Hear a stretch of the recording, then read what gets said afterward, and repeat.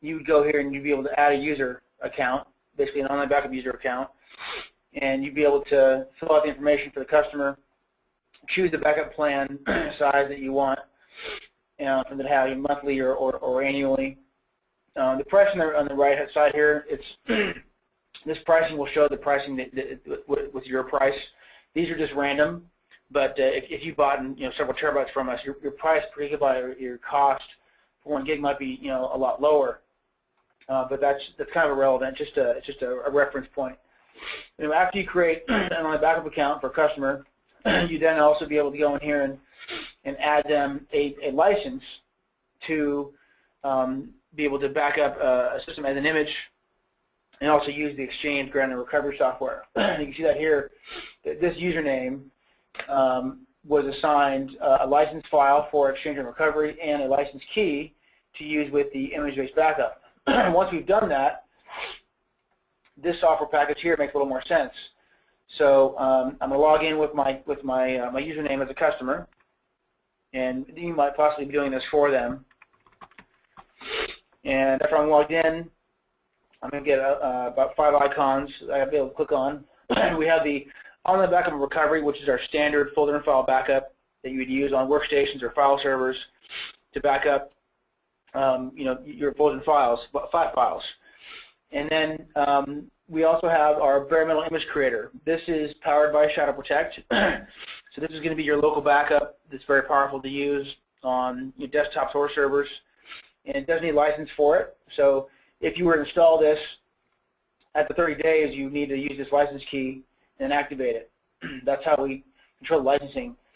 The same thing for Exchange Grant and Recovery. The license file is right here. You'd be able to get this license file, and then you actually would paste it or just save it into the installation directory. The next thing we have here is the management agent. This talks to our web-hosted control panel, and we call that Pulse. So this is installed on any system that you want to monitor the online backups of, and also control on the backups. And then the bare metal image stream.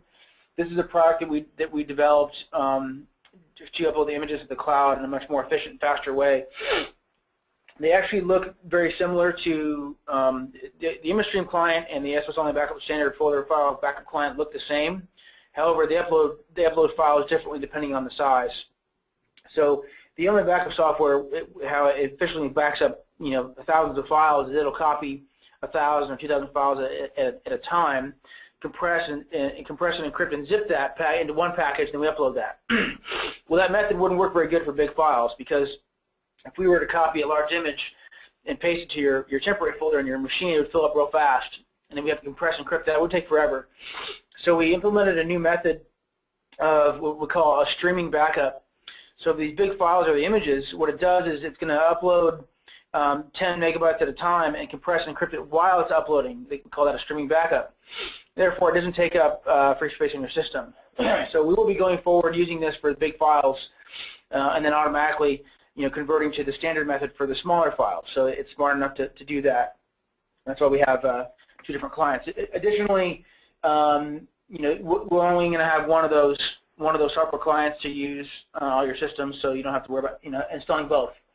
Now, if you have a question about that, you're able to use the same username and password for both clients, and back up data and also recover data from any of the systems. The only difference is that how they transfer big files, but all your data is going to the same place. So I'm going to start with the image creator, and like I said, this is powered by Shadow Protect. Notice here on the right-hand side, if you're not familiar with this already, that there is this network view. What this network view is, it actually lets you add image creator or Shadow Protect to another server on the network. And by doing so, this console right here lets you manage that system as well by setting up a backup, managing it, or just by having the software installed and connecting to a second system. I then can do some recovery tasks. So, for example, just by having the software installed and even closed, I can go to the hard drive where my images are being saved to, and I can right-click and mount an image as a drive letter using Quick Mount right here, and that lets me pull out maybe just a document or Word a folder. And you see here we have this G drive, It also lets me do an exchange granular recovery. So I'll get back to that in a second. But first I want to just go through the backup software for you, show you how that works. So over here we have our tabs. We have our wizard disk map. It shows your kind of like disk management. I can right click on here. I can delete a volume, or it says active, that kind of thing, backup. We have the backup jobs tab. This is where you can monitor those things. I'm going to erase this so I can go through setting a backup for you guys. A destinations tab, typically you're going to have a network destination where your image is going to be saved to. Usually what our partners do is they'll have an extra Windows machine lying around. Maybe it's not even extra. Maybe it's just a Windows desktop that the customer already has that someone's using, and they might install some extra RAM in there, maybe like 8 gigs of RAM, extra hard drive to store the images. And that would be the machine on the network to store the images instead of using a NAS. Well, I know NASs can be very effective, but in this regard to the images, if you have a Windows machine, we're able to transfer the images much faster to the cloud using ImageStream.